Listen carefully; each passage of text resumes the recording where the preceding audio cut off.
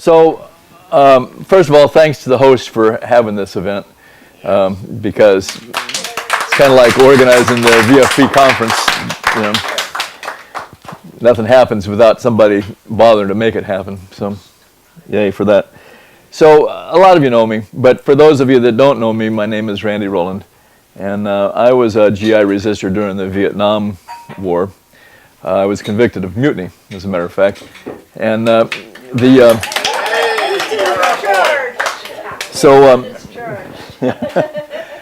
and I got to tell you, you know, I'm not going to spend any time really talking about my story because we're not here to do that.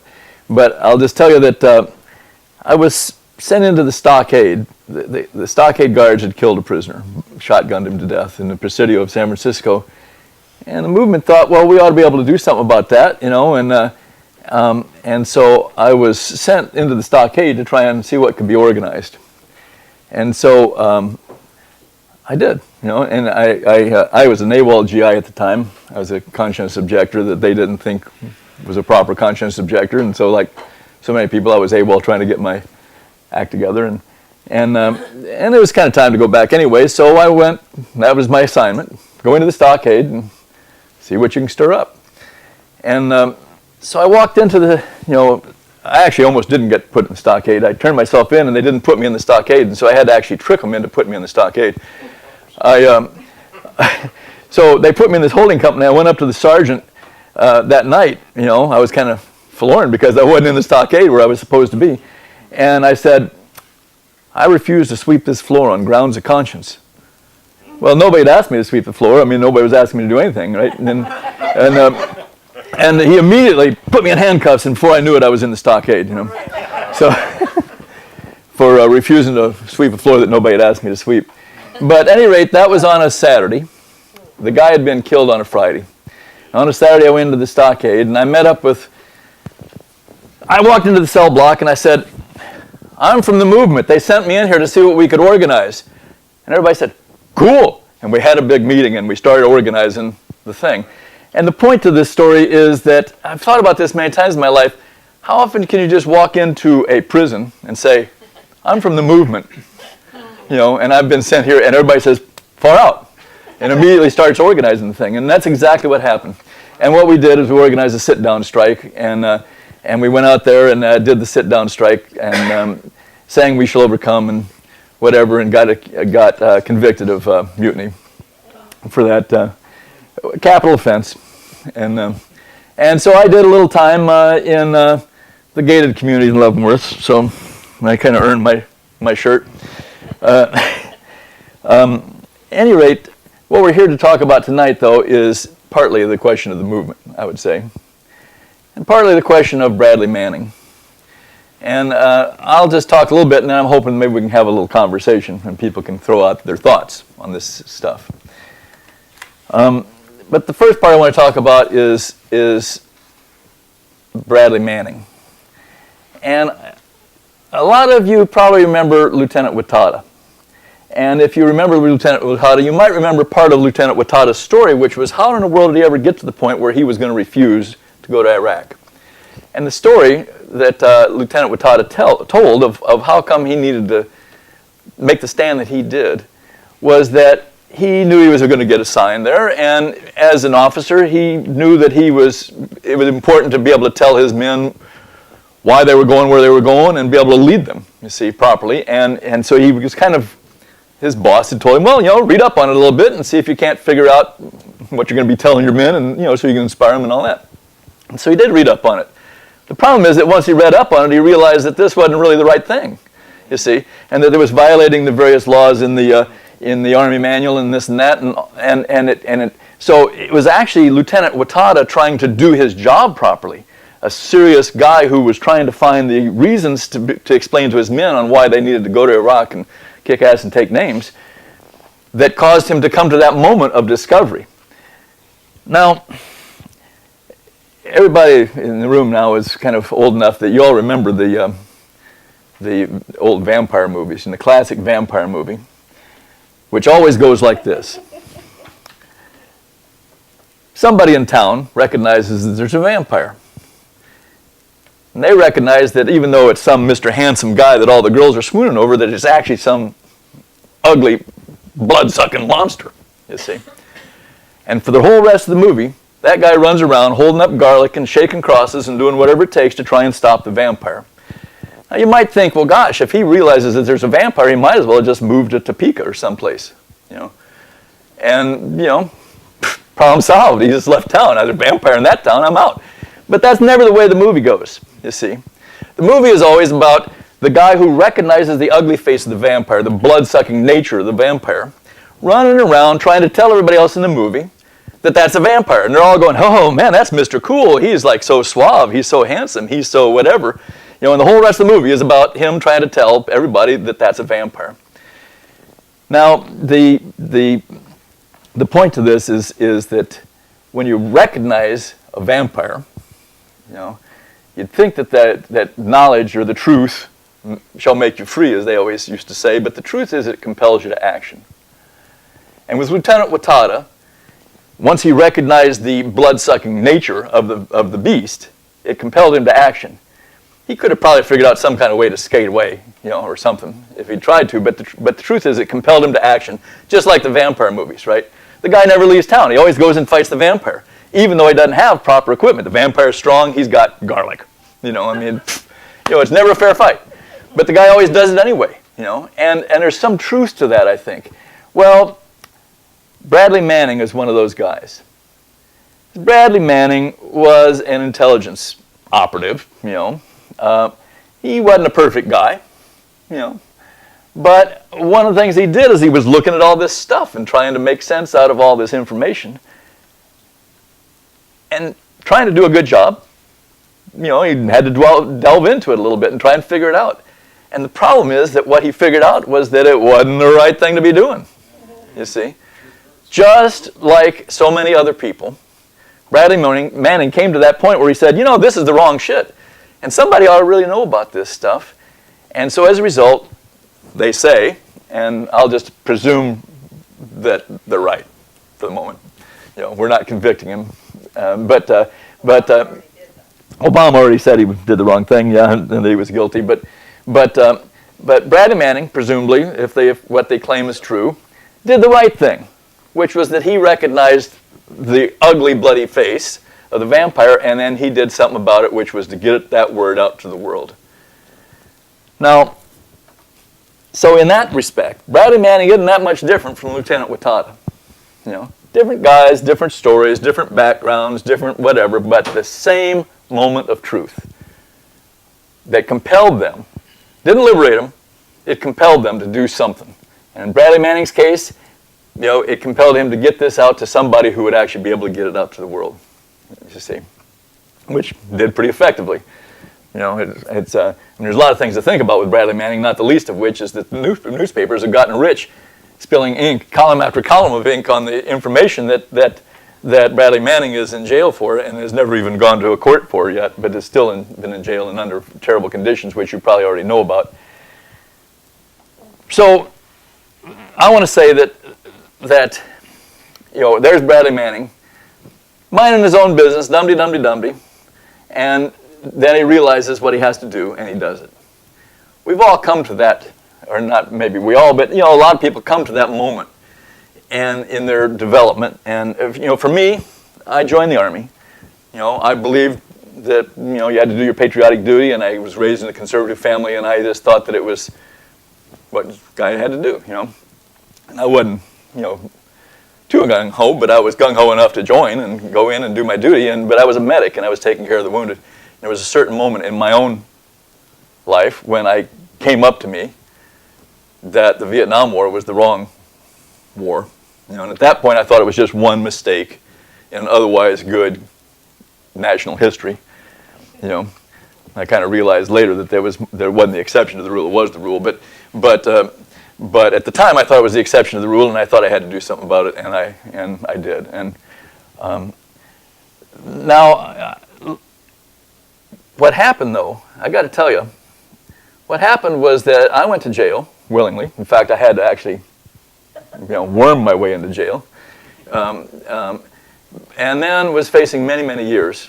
You know, the first guys to get sentenced got 17 years. And they were the guys we thought were going to get off easy.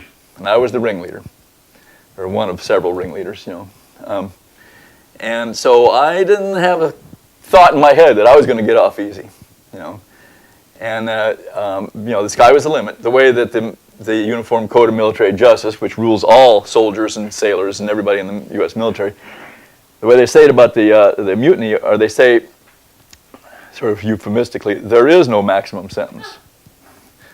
And so that's what I faced, was there is no limit, basically. Well, that's the way it worked out and everything about it. But my point being that when I was in jail, on the outside was this huge hue and cry, and it was the Free the Presidio 27, and it was in all the underground newspapers, and soldiers did protests about it, and civilians did protests about it, and Joan Baez's mom came to our trial, it was everything like that, and Pete Seeger was singing songs about it, even the Moby Grape sang a song about it, and Lawrence Ferlinghetti wrote a poem about it. Everybody and their cousin got in on the act, and it was Free the Presidio 27, and damned if it didn't work, And I ended up doing 1.5 years in prison. When they came to me and said, we're going to let you go, I didn't even believe them, because, only suckbutts got parole. And they said, you got to go, and we're going to parole you. And I said, I'm not leaving, because I just figured I thought it was a trick, just to break you down. They dangle stuff and then jerk it away, and that's one of the ways they break you down. And so I didn't even believe them, but the next thing I knew, there I was with $25 and a car coat in my, this little car coat that marked you as a recently released prisoner. And I was standing there, in Leavenworth, Kansas, waiting for the bus, and yay team for that. But the point is that I can say with some certainty that the Free the Presidio 27 movement actually did set me free. And I'm certainly not the only one. If you think about Angela Davis, Free Angela Davis, how many of us chanted that one, Free Huey, free whatever, on and on and on. Lots of people whose life has been dramatically saved, I would say, by the fact that people have bothered to do what it takes to make sure that they are not forgotten. Because with Bradley Manning, for instance, the fact that he gets out the information is only one piece of it. And I got to say that whistleblowers in general, GI resistors in general, I'm sure probably true also, in some ways are the most optimistic people you can imagine. Because they actually, Bradley Manning probably thought in his heart of hearts that it was going to actually make a difference in the world if that information got out. That means that he thought that we would care whether we found that stuff out, and that the people of the world in general somehow it would change. People would respond to it if they only knew the truth, And how many people have literally died trying to make sure that, and it's hugely optimistic. It's very much like marriage. If you think about marriage, people get married, and it's like, is there a more optimistic, moment in human, because it's like, it is. It's hugely optimistic.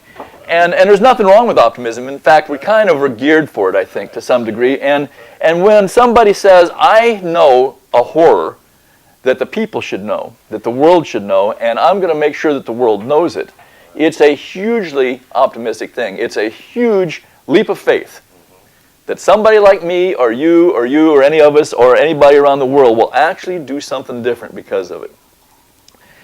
So, one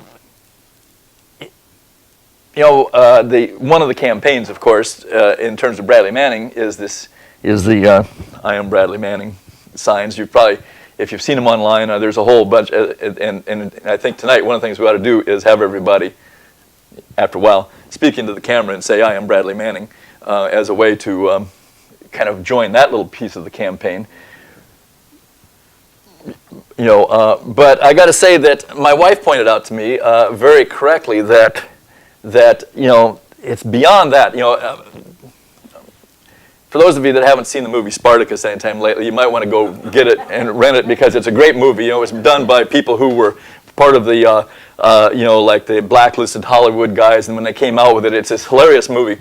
because it was like the first movie that some of them got to work on, and it's got all these, Spartacus or the other or the Romans standing around going, "What are we going to do with those Republicans?" and stuff like that. It's just hilarious. But it's also got this dramatic moment that all the vets that I used to march with, they all love this movie because there's that moment when the Romans finally it's a slave rebellion, and they beat the Romans a lot, but then finally towards the end of the movie they finally capture them. And here they're walking up, and a Roman general goes, thinking he's going to crucify Spartacus and make an example out of him. "Which one of you is Spartacus?" Everybody looks around, and Spartacus stands up and says, "I'm Spartacus." Then the grizzled guy next to him says, "No, I'm Spartacus." And then some other guy says, "No, I'm Spartacus." And then pretty soon everybody stands up, "I'm Spartacus," and they end up crucifying them all. But the point is that the crucifixion isn't the thing; it's the solidarity. It's the "I'm Spartacus" moment. And so the "I am Bradley Manning" is that moment. This is your chance to stand up and say, "I'm Spartacus," so to speak. But my wife pointed out to me that, in a sense, it's more than just that we're Bradley Manning, but that Bradley Manning is us. He is the best of what we wish to be. Bradley Manning is the person who chose to do the right thing at the moment when the right thing came along and slapped him in the face. We never actually get to pick those moments, those aha moments where it really matters. But when they do come along, we like to think that we'd be the guy that would do the right thing. And so in that sense, Bradley Manning is our highest aspirations because he's the guy who did the right thing in a difficult circumstance. And Daniel Ellsberg, the guy who also did the right thing under difficult circumstances and who was tried under the very laws that they're going to apply against Bradley Manning, which is, this espionage laws. His was a mistrial, and he ended up not having to go to jail, but not for lack of any serious effort on the part of the government to put him in jail. But Daniel Ellsberg, when asked about Bradley Manning, said, there's no better way to give your life than to get the information out to the people. And he was like really proud of Bradley Manning, and he was not at all, unaware of the consequences that faced Bradley Manning. I would add, though, that there's an awful lot of people who the Free the So-and-so campaign has actually worked, me being one of them, and so I would hope that we wouldn't give up on Bradley and his chances at release, because no reason for him to have to suffer any more than he has to, right, for having done the right thing. You asked a question as to whether or not what Bradley Manning did would amount to anything, and I was going to ask if you'd seen the TV special a month or so ago on Pentagon Papers, and how he was talking about how he had thought that I get this stuff out there. I mean, he really worked hard to make all those copies. That down. Yeah, and disperse it around, and he believed that if he got that information out there, that the Americans would go, "Jesus Christ, stop this now." But what happened was they went, "Oh God, that's awful," and then went right back to normal. Yep. So it comes back, I think, to what Randy said. Everybody, I think if you're lucky, you come to a point in your life where it's do something. You have to do something, and you have to, because it's a drop of water. It's just a drop of water, and maybe it's a drop of water that will finally split that stone in two. Maybe it won't. But somewhere down the line, someone else will do a drop of water that splits the stone in two. But you've got to have the drops of water. Yeah. And if it amounts to a hill of beans, fine. If it doesn't, you just drop of water. But it has to be done anyway. Because he thought the Pentagon Papers were going to just stop the war. It's a story in history, but it didn't stop the war. Something that we use, Yeah. so. A useful thing that Yeah, we have, a very tool useful. that we have. I mean, how could you live with yourself? If you found out what he found out, what Bradley Manning found out, if you've seen that Collateral Murder video, if you saw that, and no one else had seen that, and you had it, could you live with yourself? Could you sleep? I couldn't. You have to give that to somebody. Whatever, you just have to give it to somebody. Someone has to see this, I think the concept of humanity over uniform is a compelling one in this circumstance. You know, there's always that tendency, if it's the people on your team, you know, if it's some other person and they're fighting, then you go break up the fight. But if it's, you know, the guy wearing your same football jersey or your same military uniform or whatever it is, and they're doing something wrong, Joe, you really shouldn't be doing that. But you don't really necessarily go in there and break up the fight, you know, in the same kind of a way. Because there's that bond, you know, and there's that whole thing of, well, as an American, we have to have some feeling about American interests and American agents. Somehow it's, you know, it's our team somehow, you know, because we live here.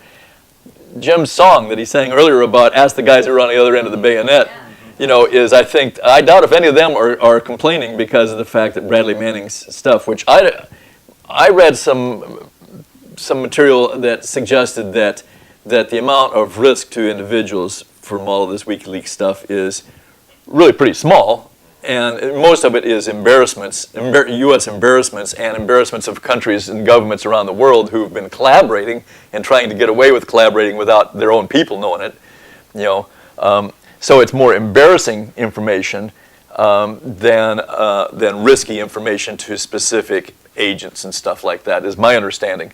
Now, I think that we have to just grant that there's bound to be some people whose careers might have been affected or who might even get like what was described. I mean, you know, there might be some bad stuff happen. But does that mean that the world shouldn't know? You know, I think that the world should know.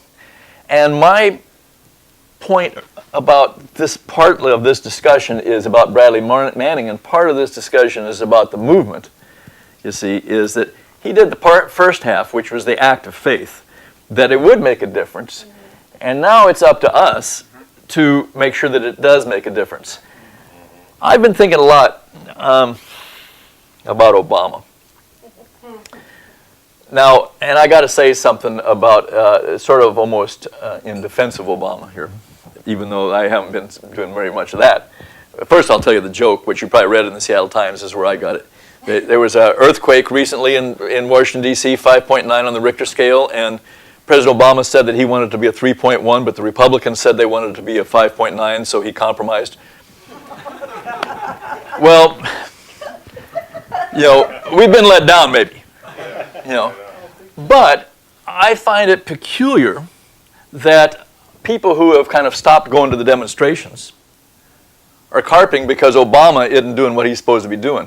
That asshole, he's, you know, whatever it is, blah, blah, you know, what a loser, you know, he's, you know, blah, blah, blah. I'm right there, I'm stomping my foot and saying it right along with everybody else. But the point being that whoever thought he was going to be the one that saved the day, you know, I mean, whatever said he was going to be Superman, everybody knows it's the people, it's the movement that changes history, you know. And so to the extent that the movement is, you know, it has its fluctuations. There's no such thing as a blood pressure that's the same 2 times in a row, or a temperature in the hospital, you know, it's 2 times in a row. You know, movements have their ebbs and flows just like every other kind of vital force, you know. And I can remember being a movement activist right before Kent State, when everybody was carping and moaning because you couldn't get anybody to turn out for an anti-war demonstration to save your soul, and everything was wrong and everything was hopeless and it was all going to hell in a handbasket. And the next thing you know, they'd shot 4 students at Kent State and some more at Jackson State, and the damn country was aflame, you know. And, you know, a week before that, you know, it was just the biggest boo-hoo you ever did hear from the activist type people, you see. So there are those moments when things are bleak looking, you know. But one thing that I can say is that there will be many Bradley Mannings, you know. There will be many Lieutenant Watadas. You know, there will be many, because people get to that point where they realize that it's the vampire. And once they realize that it's the vampire, they are compelled, in many, many cases, to do whatever it takes, and with whatever kind of consequences there are. And so anybody who wants to boo-hoo about the movement, you know, certainly gives up the right to complain about Obama, A, but B, should recognize that people are going to be resisting this stuff, because objectively it's the case. And many of them will choose humanity over uniform. They will choose the cause of humanity, even though it means betraying their own uniform. You know, I take a little bit of pride in the fact that I, in a very direct way, helped bring the Vietnam War to an end. You know, the GI movement in general, I'm sure all of you guys have seen the Sir No Sir movie. But the GI movement in general really played a really direct role. And when we were putting out those underground newspapers, with the idea that if the GIs only knew the truth and if they had some sense of a movement and they could see that other people were, up in arms around this stuff too, that it would matter, we had no idea that it would matter. But years later, I was working in this place and I worked with this guy who I didn't know. And I just worked with him for one day, and we're working along side by side, and I quickly found out that he was a vet and that he had been stationed at Fort Lewis, and I hadn't told him really much about myself other than I was a vet, and he says, he started to tell me what the best part of his military experience was. And the best part of his military experience was this great GI underground newspaper. They had really stuck it to the brass. And I was kind of shocked because I had worked on that paper and it wasn't that big of a staff, so that if he had worked on it, I would have known him, you see. So he was a reader of the paper. And now years later, he was telling a total stranger who he had no idea was associated with that newspaper that was the best part of his military experience, was reading that newspaper, you see. It's like a feedback loop that seldom actually happens, but it actually really happened for me, and it's a profound lesson. You go, damn, we really did stop a war. Damn. We really did impact the course of history, and I know from my own personal experience, in my own lifetime, that can happen. In my lifetime, Jim Crow, the back of Jim Crow got broken. It's not a perfect world, but damn good progress. In my lifetime, all of a sudden abortions weren't illegal anymore. In my lifetime, we stopped a war. In my lifetime, we did all this stuff. And it's kind of hard to argue with those kinds of successes, painful as they were, and the consequences to those of us that participated in the effort to do those things aside. Truth is, we did it, and that part is hard to kind of argue against. And that's the part. And it wasn't because some president decided that any of that stuff. In fact, we got more action out of the assholes than we did out of the so-called friends. No surprise there. It seems to be a history repeating itself. The Sedition Act, or actually it's the Espionage Act, of which Sedition Act is a part, was also what sent Big Bill Haywood to prison. That's what Eugene Debs went to prison for. The very act that they're going to use against Bradley Manning is the same act that some of the notable people in our left-wing version of history, all of the big names that have ever done time, many times, the Northwest was full of IWW men who went to prison during World War I under this act, And then when they were in Leavenworth, and there was 54 of them, I think, who were in Leavenworth years after they'd let Eugene Debs out, who ran for president from the prison cell, right? You remember that story? Years after they'd let out the German spies that they had caught. They still had the wobbly men from the Northwest in Leavenworth Penitentiary. And they said, okay, look, we'll give you guys a chance to apply for individual clemency if you want. And if you just, will renounce your wobbly ways, then maybe we'll parole you or something. And they held a meeting in the cell block, and they said, we came in as a group, and we'll go out as a group, and we're not renouncing our wobbly ways. And they sent a letter to the president, and they refused to go. And they served out very long sentences, 20-year sentences and stuff, There's incredible heroes in our history, not just our history, of course, in the history of the world. Incredible heroes, many of them from this part of the woods, and many of them who have been affected by this very specific act that Bradley Manning is now going to be facing, if they ever get around to actually having a day in court. He hadn't had a single day in court yet, way over a year, almost 2 years now, and he's not had a single day in court yet. Don't you find that just amazing for the land of the free and the home of the brave, where it's supposed to be the right to a speedy trial? There's lots of points to be made on this stuff, but I think the best point of all, the biggest point of all, really is choosing humanity over uniform, doing the right thing when it comes right down to it, And I'll bet you anything that Bradley Manning is a better man today than he was before he did this stuff. Even though they put him in solitary confinement and did all kinds of torturous tactics to him, which they did, even though he's in confinement, even though he's facing the electric chair, which he is, the truth is, I bet he's a better man today. Remember that movie, I can't remember, Kay, that Jack Nichols is in, where the woman say something nice, and he finally can't come up with a compliment, and finally says, "You make me." Good as it gets. Yeah, and he says, "You make me want to be a better man." Well, I think that the fate of the world made Bradley Manning want to be a better man. I bet you anything, And I bet you that anybody who's been through that experience can say that same thing, And so, it's not mourn for Bradley Manning, it's organize, So that's kind of what I got to say, which comes to the point then of what are we going to do about it? And I'm putting it out there for everybody. So what are we going to do?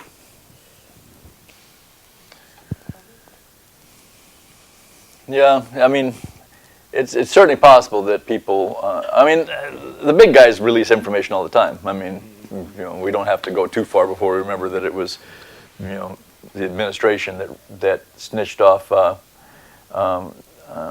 what the heck's her name, her husband, by her plane. I mean, not to justify what our side does by the fact that they do the same thing, but I think that really, the issue is stopping this. It's a time in world history where we either get it together, or like everybody, the doom and gloom people are going to be right. Let's face it. We've got to decide what's important, and what's important, it seems like, is solidarity, humanity. What is not very important is preserving the empire. And. So what are the possibilities of what we can do?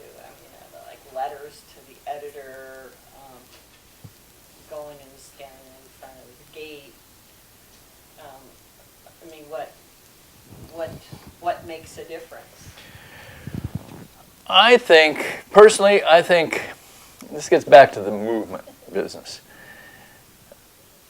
Remember there was the WTO.